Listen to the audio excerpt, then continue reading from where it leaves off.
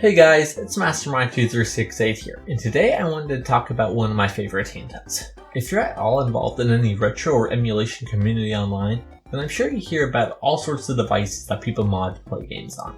At least in my experience, I always hear people talking about modding handhelds such as the 3DS and the Vita. While they're cool handhelds, they can be a bit expensive. Market price for them is only rising. As I'm making this video, it costs more than $100 just to buy a 3DS or Vita that can natively play US games. And sure, if you have over $100 to spend on a nice handheld, one of the systems might be worth it for you. But for only around $60, you can get a system that might potentially suit your needs even better. The DSi XL. The DSi XL was released in the US on March 28, 2010. Coming out just a year before the launch model 3DS, this was the fourth and final original DS system to release. Previously, Nintendo had released the original DS and the DS Lite, which took the handheld market by storm. Then they followed by releasing the standard DSi. While the DSi had around the same performance as the DS, it made advancements by including 2 cameras and the ability to download small bite-sized games from a DSi shop. Although the DSi did add some nice UI features, the larger size and screens of the DSi XL take things to a whole new level.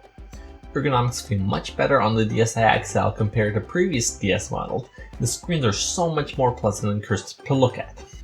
Now of course, screens on a 3DS have more pixels than a DS screen, so it would be logical to assume the game should look better on a 3DS. This is not the case though, because the 3DS has a slightly different aspect ratio and the DS games have to be slightly stretched to fit, which ends up creating an ugly, blurry look. Compare this to the DSi XL, which has the exact amount of pixels as the other models of the DS, nothing has to be scaled or stretched. This leads to the DSi XL having a sharp, colorful, pixel-perfect look that's reminiscent of the vibrant, crisp look of the Game Boy Advanced. So as I previously mentioned, you get a DSi XL for about $60, and includes everything you'll need to get started. However, the one catch with these cheaper systems on the market is that they're primarily Japanese. Now, this may sound like a deal breaker, but fortunately, the systems are region free and you'll have no problems playing games in English. The only issues that may arise is navigating the UI, as you cannot change the system language without homebrew. But I've not found this to be a big deal, as I don't need to constantly change the settings. Once you do set everything up, it's good to go and just directly boot into your games. And if you ever do need to turn on the Wi-Fi connection, you can always just search up a video for what the settings are in English. I've had to do this a few times, and I've honestly found it to be surprisingly easy. But if this still bothers you though, you can always homebrew your system, although this is of course an extra step to go through. Now of course, the DSi is not as powerful as a Vita or a 3DS, but you still can have some fun with emulation on the system.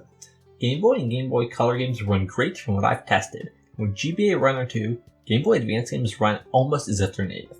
This is because older models of the DS had a Game Boy Advance slot and they were backwards compatible through there. And while the DSi does not have the Game Boy Advance slot, the hardware is still relatively the same as the other DS models and games play great.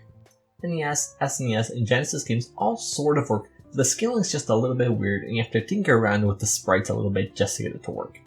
If you're primarily interested in emulating these systems, then you might want to buy a different system. But you'll still be able to get by with some stuff, just don't expect to play Star Fox on here. I personally run all my emulators off a flash card just because I like the option of transferring it to my other DS system, but you can mod your system to load ROMs off an SD card and insert it into the system instead. And that can be very convenient. So while the DSi XL will never go down as the most iconic handheld, it certainly isn't one to overlook, especially if you haven't had a chance to check out the DS library of games. If you're looking for a DS to replace one that you previously owned, the DSi XL is a great buy. Even though there are much more powerful emulation devices on the market, you can still do some emulation here. Combining the tactile ergonomics and the gorgeous displays, games look and play incredibly beautiful on here. If my description of this handheld sounds at all appealing, you would probably love this thing. Anyways, that's about it for this video. This is my first really scripted video.